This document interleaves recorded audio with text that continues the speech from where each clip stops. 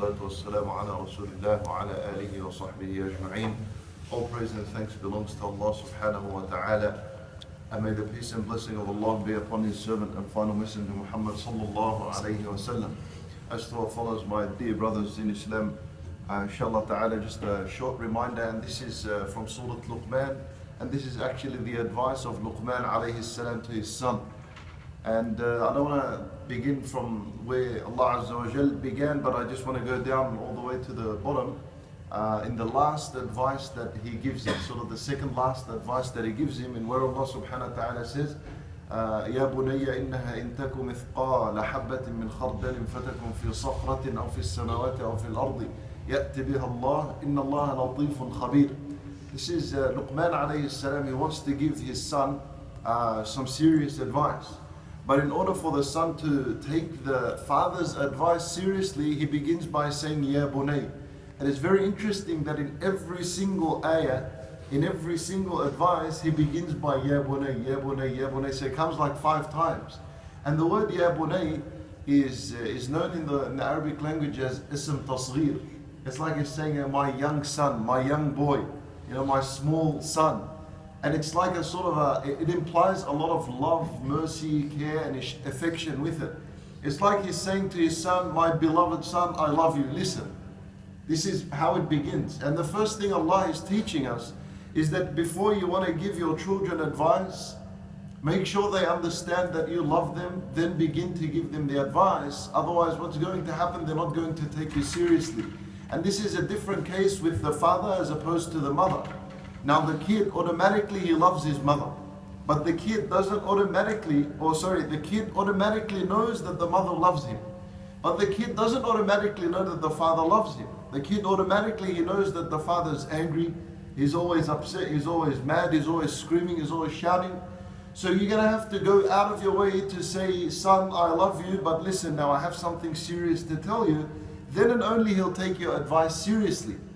But the mother is a different story. If she was just to tell you, come sit down here, and puts her hand around you, and then she starts speaking to you, you'll just listen because it's the mother. But the father has to go out of his way. He has to be, if he wants his son to take his advice seriously, he needs to make sure that the son understands that the father loves him. So he says to him, Ya bunay. And in every single advice he's telling him this. Therefore now the son is ready to accept whatever advice his father gives him. Then he says to him, إِنَّهَا إِن تَكُ مِثْقَالَ حَبَّةٍ مِّنْ خَرْدَلٍ. He says, my son, if it was the size of a mustard seed, and this mustard seed is buried deep inside of a boulder, inside of a huge rock. That's a sakhra, is like a rock the size of this room. That's a rock. And he's saying to him, if there was a mustard seed buried deep inside of this rock. And where is this rock? فَتَكُنْ فِي صَخْرَ أَوْ فِي السَّمَاوَاتِ أَوْ فِي الْأَرْضِ. This rock, it could be in the earth, it could be in the sky. Now, imagine Luqman alayhi salam, he wants his son to go find that mustard seed. What does this kid have to do? He first has to identify where this rock is. And the father doesn't even say it's fil ard, only in the earth. Maybe if he said that, it would have made the job a little bit more easier. But he says it could be in the earth, it could be in the sky, it could be in this universe, or outside of this universe, somewhere very far away. And now you can just imagine that if he wants the son to find this mustard seed, let's say that the son knew where the rock is, this huge boulder, he identified it, which is almost impossible because you know how many possibilities he has now. And what does he have to do with this rock if he finds it? He's going to have to smash it. Has to break it. And if he broke it, is it guaranteed that this seed is going to be right there in the middle? No, it could be on this side, it could be on this half. So then what he has to do is he has to smash this half and this half. He literally has to smash this rock into pieces the size of a mustard seed. And then he has to look through these billions of pieces to find a mustard seed. Then he tells him, يَأْتِ بِهَا اللَّهُ. Allah will bring it out. He's saying to him, يَأْتِ بِهَا اللَّهُ. Allah will bring that mustard seed out. So he doesn't even say, يَجِيءُ بِهَا اللَّهُ. Because to bring something, there are 2 words in Arabic. You can say, جَاءَ and أَتَى. That both means the same. But ja'a, it implies more effort, more struggle. And the word ata, because it's easier to pronounce than ja'a, it means something that comes very simple, very easy, no problem, no effort whatsoever. So he says to his son, Ya'ti biha Allah. Allah will bring it out, no problem. Wherever it is in this earth or in the skies, He'll bring it out. What he's trying to teach his son is he's saying that there's a secret. There's a secret. This probably could be some sort of injustice people commit.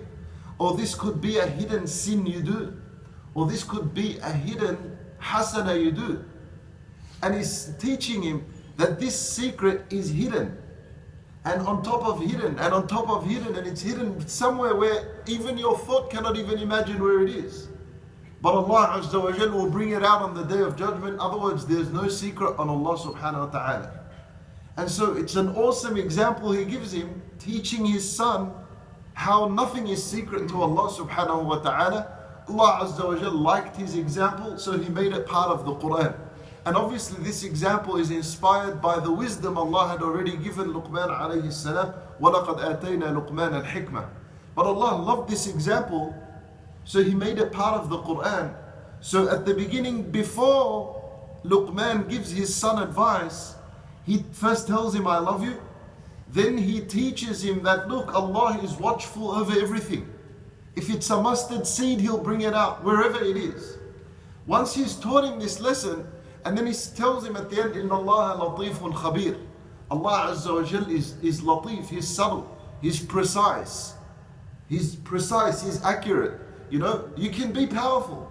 You can smash that rock, but you're not precise enough. You don't have enough precision to pinpoint where that mustard seed is and bring it out. So he says to him, Allah is latif.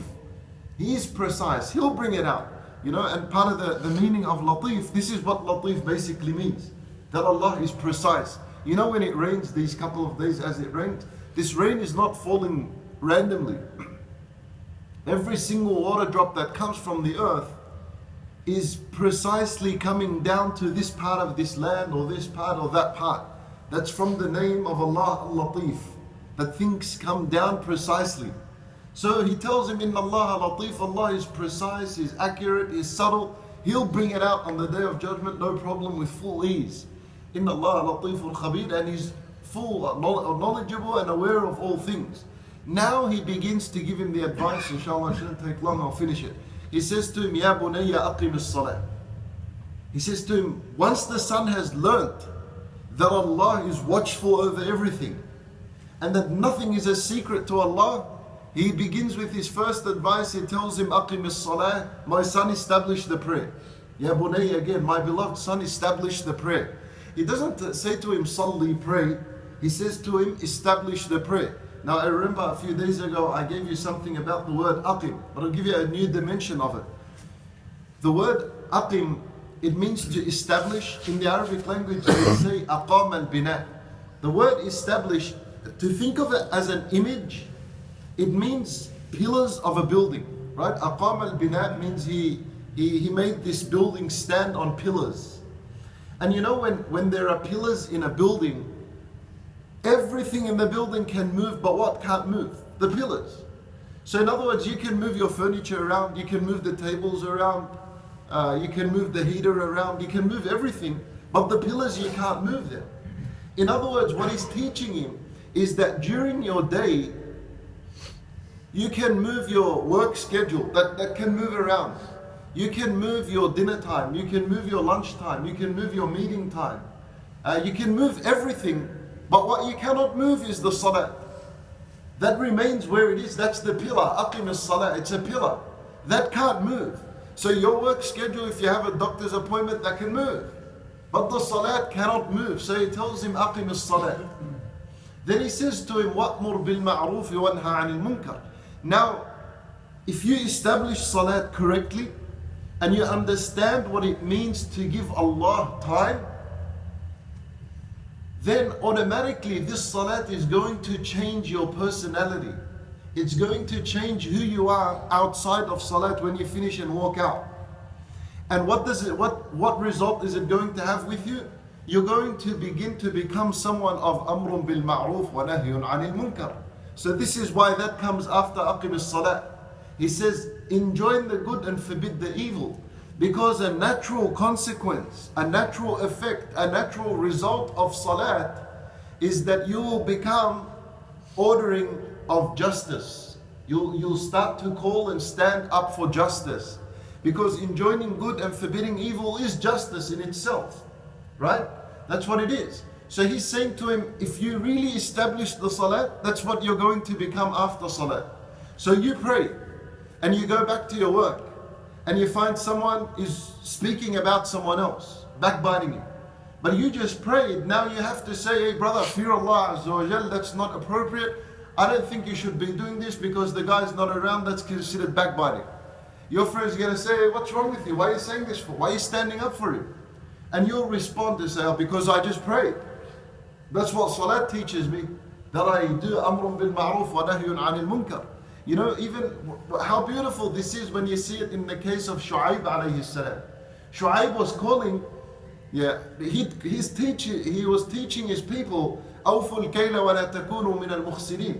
He's teaching them, pay the people in full. You know, don't shortchange or steal the people when it comes to business. And what did the people used to tell him? They'd say to him, أَصْأَلَاتُكَ تَأْمُرُكَ أَن نَتْرُكَ مَا يَعْبُدُ آبَاؤُنَا أَوْ أَن نَفْعَلَ فِي أَمْوَالِنَا مَا نَشَاءُ. They told him, Shu'aib, is your prayer commanding you to tell us to keep away from worshipping what our fathers used to worship? And is it that your prayer is commanding us to change the way we deal with our wealth and business with people? In other words, Shu'aib was someone who would perform the prayer, and after the prayer he'd come and teach the people that it's haram. He'd do amrun bil ma'ruf wa nahyun 'anil munkar, because a true salat will make you like this. This is why that's the second advice. So the people would tell Shu'aib, is it your prayer is it your prayer that is allowing you to tell us this stuff? And of course it is, because that's a natural consequence of salat. Now look at this, to conclude. Amrun bil ma'ruf wa nahyun 'anil munkar is equal to justice, right? That's justice. But you know what? People around the world don't like justice. No one likes it. You all know this. When you stand up for justice, you know what happens to you. You get in trouble, right? You get jailed. You get killed most of the times. People don't like it. Even in your own family. If you were to tell your father, my father, you did something wrong. I think you should have done this. Babe, who are you? You know, don't speak to your father like this. Even in the family, people don't like justice. So what does he tell him? He says to him, وَاصْبِرْ عَلَى مَا أَصَابَكَ. This is the last advice.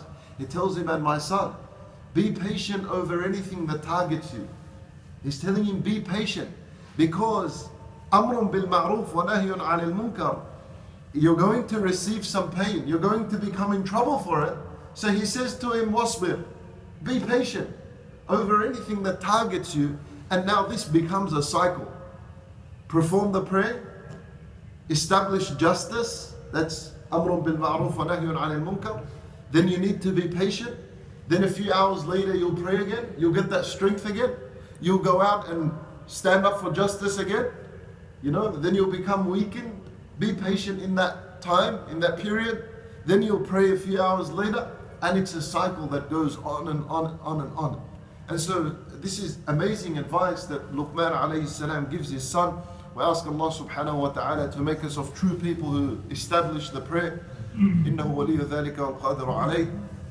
وصلى الله وسلم وبارك على نبينا محمد وعلى آله وصحبه أجمعين.